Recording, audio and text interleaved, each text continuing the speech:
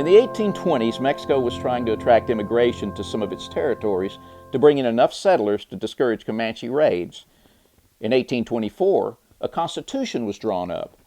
The Constitution gave considerable rights to the individual Mexican states. It was based on a federal government of sovereign states. Under this Constitution, American settlers in Texas were exempt from any taxes, tariffs, and government services, including defense. So the Texans governed themselves. This Constitution guaranteed self-government. So this attracted many settlers from Mexico and the United States to immigrate to Texas. Howdy, I'm Bob Terry. Thanks for joining us.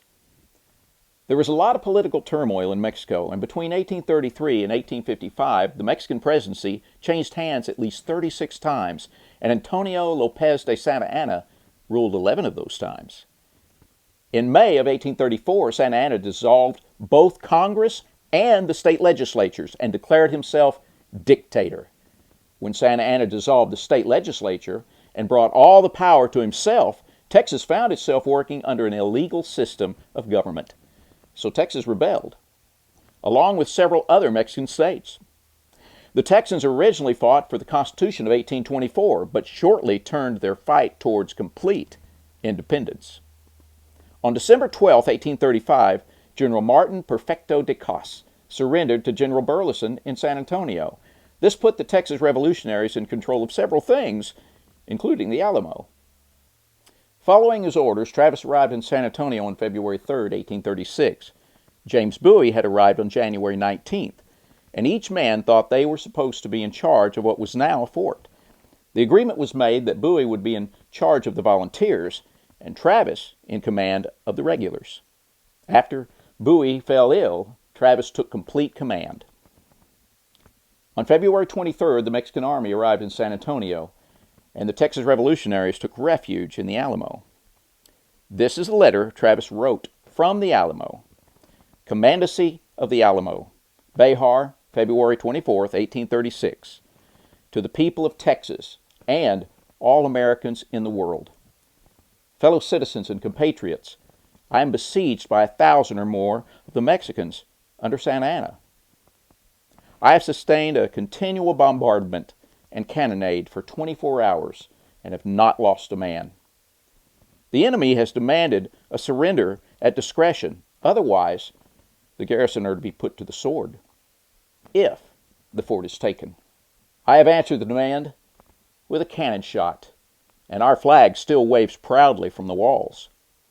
I shall never surrender or retreat. Then I call on you in the name of liberty and patriotism and everything dear to the American character to come to our aid with all dispatch. The enemy is receiving reinforcements daily and will no doubt increase to 3,000 or 4,000 in 4 or 5 days. If this call is neglected, I am determined to sustain myself as long as possible and die like a soldier who never forgets what is due to his honor and that of his country. Victory or death. William Barret Travis, Lieutenant Colonel, Commandant.